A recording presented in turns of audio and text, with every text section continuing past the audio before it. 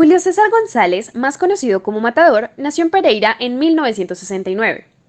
Se inició como creativo publicitario. Sus primeros trabajos humorísticos los realizó para el periódico El Fuete y para la Gaceta de Cine Confamiliar de su ciudad natal. Él ha participado en bienales de humor y de sátira en Grabovo, Bulgaria.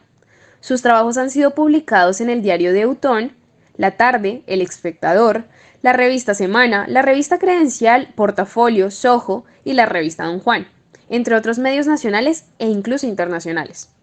Actualmente es caricaturista del periódico El Tiempo y ha sido catalogado por la revista People como uno de los caricaturistas más apuestos del mundo. El 25 de febrero de 2018, en el diario El Tiempo, el reconocido caricaturista matador Julio César González publicó una caricatura llamada Duque Reflexiona, la cual queremos mostrar para que sea posible y estar más contextualizados.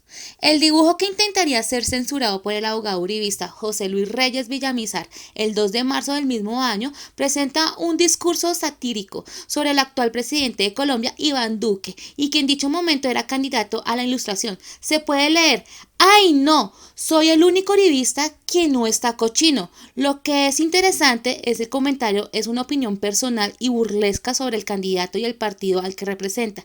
Sin embargo, toda la censura se basaría en que un ciudadano consideró que la caricatura lo ofendía, lo cual lo llevó a solicitar el amparo de sus derechos al buen nombre, la libertad de conciencia y la libertad de elegir, además de pedir que González pidiese una disculpa, fuese sancionado por dicha caricatura. Con la tutela quieren censurar mi libertad de expresión y piden que me retracte por esta caricatura. El demandante es el abogado José Luis Reyes Villamizar, quien se define como simpatizante del Centro Democrático, el mismo partido que altera mis caricaturas y las usa de manera ilegal. Más adelante, el 7 de marzo, Matador se pronunció mediante la plataforma Twitter diciendo: el 8 de marzo, el medio El Tiempo hace pública la censura que le quieren hacer tanto a Matador como al periódico por dicha publicación.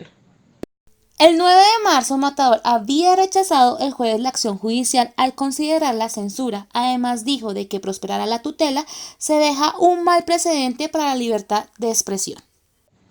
El 22 de marzo, la juez que llevaba el caso niega la tutela impuesta en contra de González. Sin embargo, ahí no quedaría el asunto, ya que el 3 de abril del 2018, Matador se pronunció a través de su cuenta de Twitter anunciando su retiro temporal de las redes sociales. Increíble, ¿no? Esto a raíz de recibir constantes amenazas que podrían afectar su integridad y la de su familia, pues estas fueron hechas por los seguidores del Centro Democrático y del uribismo. El 5 de abril, Ariel Ortega Martínez es el acusado de amenazar al caricaturista según sus redes sociales, que fueron eliminadas momentos después de la denuncia. El hombre asegura que reside en la ciudad de Cali, es abogado y trabaja como agente de viajes. Pero queremos mencionar que el caricaturista tiene todo el derecho de realizar este tipo de actividades y de dibujos sin ser censurado, ya que la Declaración de los Derechos Humanos, la cual contiene 30 artículos, de los cuales uno de ellos fue el derecho al pensamiento, a la conciencia y a todas las libertades, que quedaron plasmadas en la historia como un propósito fundamental para nuestra transformación, señala que todo individuo tiene derecho a la libertad de opinión y de expresión.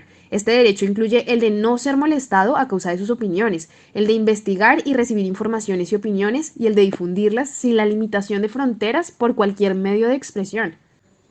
En ese sentido, también nos parece importante remarcar que la autocensura no debe realizarse, y el mismo Matador aborda dicha temática al responder esta pregunta.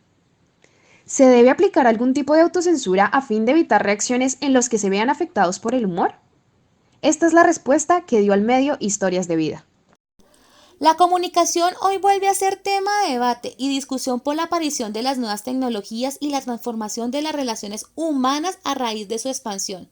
No podía ser de otra forma. Con el surgimiento de las redes sociales como Twitter, Facebook, YouTube e Instagram, donde hay una tendencia en exceso a las opiniones y a los juicios de valor, la cuestión es ahora cuál es el límite de la libertad de la expresión.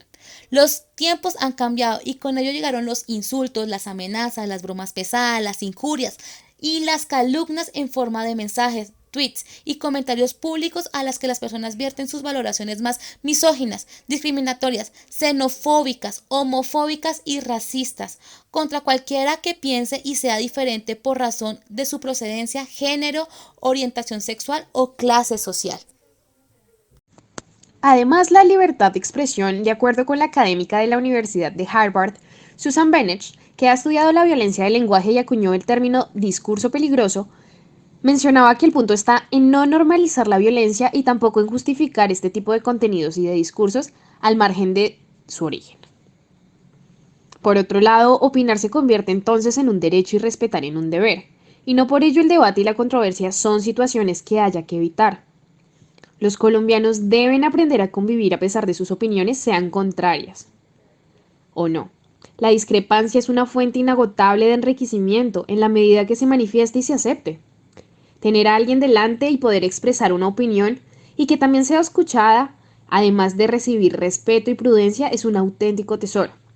Y esto lo sentencia el gurú y el maestro espiritual Ravi Shankar y va ligado de dicho discurso peligroso y a evitar la violencia y a evitar la censura. Las otras posturas más radicales sugieren la censura para evadir el derecho a la libertad de expresión. Lo vemos en canales de televisión y emisoras de radio que cancelan programas. Los medios de comunicación es una necesidad de hoy. Tenemos que escuchar a quien no queremos hacerlo. Ya desde el siglo XVIII, el filósofo e iluminista Francés Voltaire lo defendía desde su moral. No comparto tus ideas, pero defenderé con mi vida tu derecho a expresarlas. En otras palabras, la libertad de expresión no es un juego y depende del ciudadano hacer un buen o mal uso de este derecho. Tras todo lo mencionado anteriormente, consideramos que la censura impuesta a Matador sería absurda y que sin importar la herramienta de expresión o el medio, no debe censurarse por un pensamiento crítico y personal y menos una caricatura. El derecho a expresar la opinión propia es la más amplia de las libertades asociada a la libertad de expresión. La opinión no tiene las exigencias de veracidad e imparcialidad que tienen las noticias. Así lo ha aclarado la Corte Constitucional al sostener que la sociedad debe asumir como parte del pluralismo, incluso las opiniones y expresiones subjetivas que causen molestia o afecten el amor propio de las demás personas. Sentencia T-219 del 2009. Otro de los mecanismos de acción que podemos utilizar para evitar estos casos de censura es recurrir a la Corte Constitucional en la sentencia C-10 del 2000, donde se menciona que la libertad de expresión pretende proteger, como lo ha vigorosamente destacado la doctrina de instancias internacionales de los derechos humanos, no solo la divulgación de informaciones u opiniones consideradas inofensivas o indiferentes por el Estado y por la mayoría de la población, sino que también la difusión de ideas o datos que no son acogidos favorablemente por las mayorías sociales, que pueden juzgarlas inquietantes o peligrosas. El pluralismo, la tolerancia y el espíritu de apertura, sin los cuales no existe verdaderamente una sociedad democrática, exigen que esas opiniones e informaciones disidentes sean también protegidas. Los derechos fundamentales a nivel personal encuentran su límite en los derechos fundamentales de los demás. Para la Corte, la libertad de expresión no puede convertirse en una herramienta para vulnerar los derechos de los otros o para incentivar la violencia. La Constitución colombiana de 1991 también coincide que este segmento y estipula, por ejemplo, que no pueden realizar insinuaciones sobre otra persona ajena a la realidad con el único propósito de fomentar el escándalo público. Los comunicadores colombianos también pueden recurrir a asomedios. En el marco de sus objetivos, estos defienden la libertad de expresión e información y propenden por el desarrollo del sector de los medios de comunicación colombianos, dentro de la filosofía de la libre empresa y la iniciativa privada, como principios fundamentales del sistema democrático colombiano. La Liga contra el Silencio son una alianza de periodistas y medios de comunicación que combate la censura en Colombia. Y cómo dejar de lado la FLIP, la Fundación para la Libertad de Prensa, una organización no gubernamental que defiende la libertad de expresión y promueve un clima óptimo para quienes ejercen el periodismo, y que estos puedan satisfacer el derecho de quienes viven en Colombia a estar informados sin censura.